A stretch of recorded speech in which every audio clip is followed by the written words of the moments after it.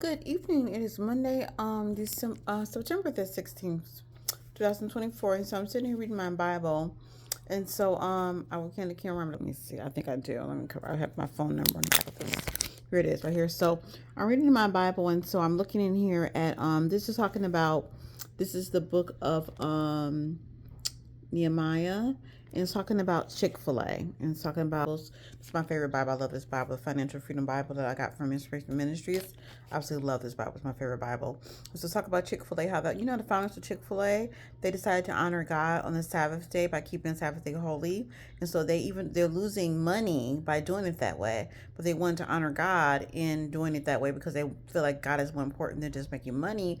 And because of that decision, they have been very, very successful. I think they're the second growing fast food chain in the country. I believe that's what it is. I could be wrong about that, but they're like really successful.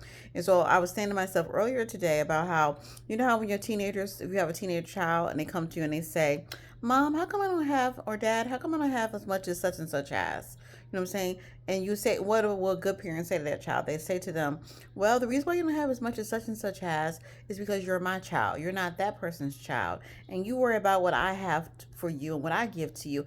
I'm going to take care of you. You got to worry about me. You have food, roof over your head. You're going to be taken care of. I can give you anything that you want to give you, and I will give you everything that you need in the right time when you can handle it, when it's the right time, when it's the right season for you to have it. But in the meantime, you need to not be focusing on what your neighbor has and what your best friend has, what your cousin, or what your person down the street has, because you're my child. You're not their child. You can't do everything that they do. Why not?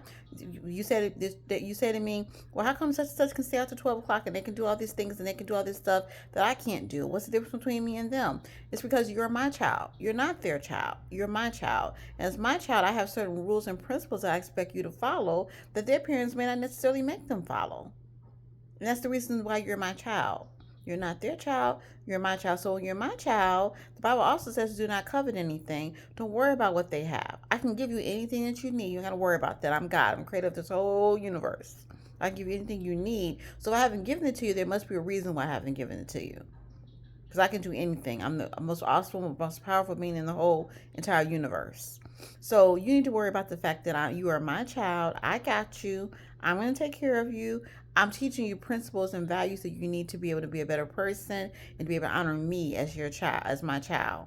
So that's why I think that's funny. I was just saying to myself earlier about that's part of how God is about the people of Israel when they're in the Old Testament. They're complaining, first of all, they were claiming they didn't have any food. Then he rained down manna from heaven. Then they wanted water. He got water out of a rock for them. And then they were saying, we don't have any meat. Then he got so mad at them because they were complaining. They got so much complaining because, they were probably looking at their neighbors and we could have went back and read it. I mean, read the Old Testament.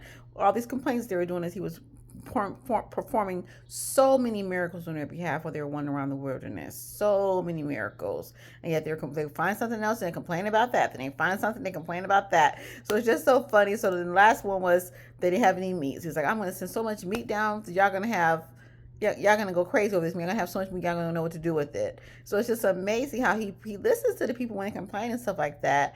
But it's amazing how he's God. He can do anything. He's the most powerful being in the world. Like in fact, he can rain quail from heaven. Like out there in the desert, and he can send manna from heaven for them. He could turn water into a rock, and it's just like.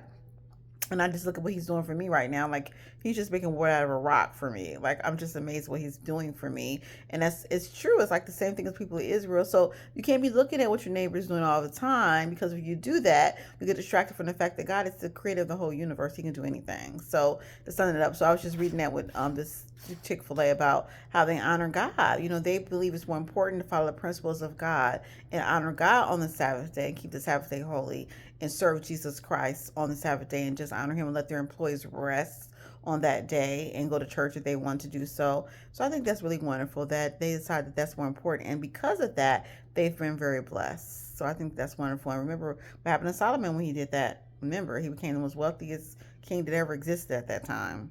So you honor God, seek first kingdom of heaven, his righteousness, and everything you need will be added unto you. Because he can do anything, right? He can do anything. He's the most amazing being in the tri-planet world. Have a wonderful day.